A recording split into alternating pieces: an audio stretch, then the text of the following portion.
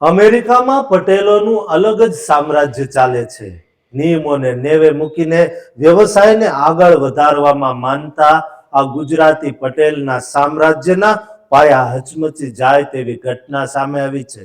આજે જે વાત કરવા જઈ રહ્યા છીએ તે દરેક અમેરિકામાં વસતા ગુજરાતીએ ખાસ જોવી જોઈએ.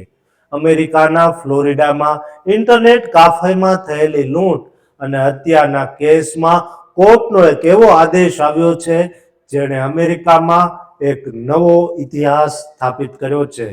કેશિયરને બચાવવા માટે 8 ગોળીઓ ખાઈને શહીદ થયેલા સિક્યુરિટી ગાર્ડના પરિવારે કાફેના ગુજરાતી માલિક પાસેથી $779 મિલિયન એટલે કે લગભગ 6400 કરોડ રૂપિયાનું વળતર જીતી લીધું છે. પણ શા માટે કાફેના માલિકને આટલી મોટી રકમ ચૂકવવાનો આદેશ થયો? આ ઇલીગલ ગેમ્બલિંગના ધંધા અને સુરક્ષાની નિષ્ફળતાની સંપૂર્ણ વિગતો જોઈએ આ વિડીયોમાં. ફ્લોરિડાના હવાનામાં નવેમ્બર 2023માં બનેલી એક ઘટનાની વિગતોએ સમગ્ર અમેરિકાનું ધ્યાન ખેંચ્યું છે. અહીં એક ઇન્ટરનેટ કાફેમાં સિક્યુરિટી ગાર્ડ તરીકે કામ કરતા રિવરન્ડ લ્યુઇસ બટલરની બહાદુરી અને શહીદીનો આ કેસ છે. નવેમ્બર 2023માં આ કાફેમાં લૂંટનો પ્રયાસ થયો, જેમાં 21 વર્ષના આરોપી ક્વોન્ટે વોશિંગ્ટને કેશિયર ડિએના ઓવેન્સને લૂંટવા પ્રયત્ન કર્યો. કેશિયરને બચાવવા માટે લ્યુઇસ બટલર વચ્ચે આવ્યા અને આ આરોપીએ તેમને એક નહીં પણ 8 ગોળીઓ ઝડપી દીધી અને મોતને ઘાટ ઉતારી દીધો. કેશિયર ઓવેન્સને પણ ગોળી વાગી, પરંતુ તેઓ બચી ગયા અને કોર્ટમાં મહત્વની ગવાહી આપી. પોલીસે આરોપી વોશિંગ્ટનને ગણતરીના કલાકોમાં પકડી પાડ્યો. આ કેસમાં ક્રિમિનલ કાર્યવાહી પૂર્ણ થઈ ગઈ છે. આરોપી ક્વોન્ટે વોશિંગ્ટનને નવેમ્બર 2025માં ફર્સ્ટ ડિગ્રી મર્ડર, ફેલોની અને આર્મ રોબરીના ચાર્જમાં દોષી ઠેરવીને ડિસેમ્બર 2, 2025ના રોજ આજીવન કેદની સજા આપી. પરંતુ આ કેસમાં સૌથી મોટો વળાંક સિવિલ સૂટમાં આવ્યો.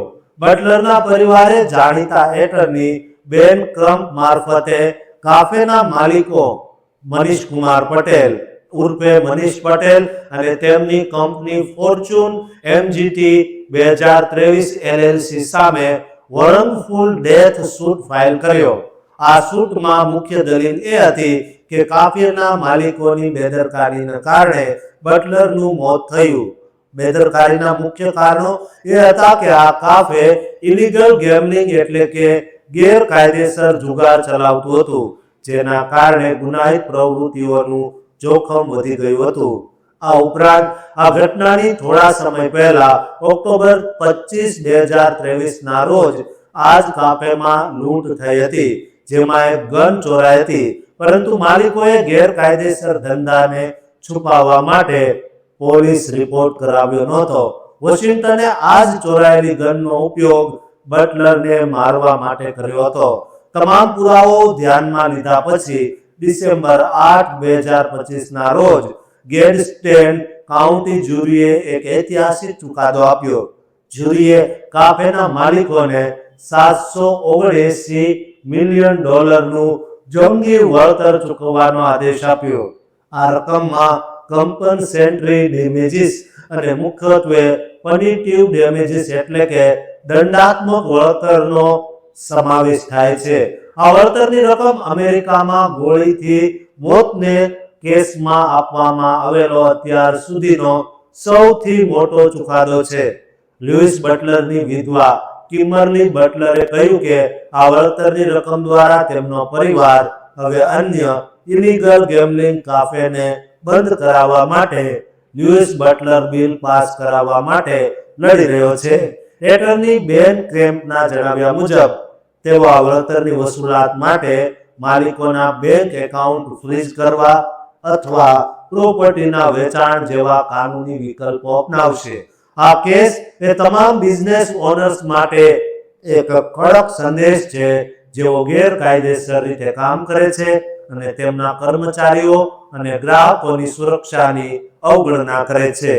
જેથી મારી તમામ ગુજરાતીઓને વિનંતી છે જેઓ અમેરિકામાં વસવાટ કરીને ઉદ્યોગ ધંધા ચલાવી રહ્યા છે તેમને ખાસ એવા કોઈ કામ ન કરવા જોઈએ જેમાં કાયદાનો ભંગ થતો હોય. અમેરિકા હોય કે કોઈ પણ દેશ, ફાયદો તો જ છે જો કાયદો ન તોડો.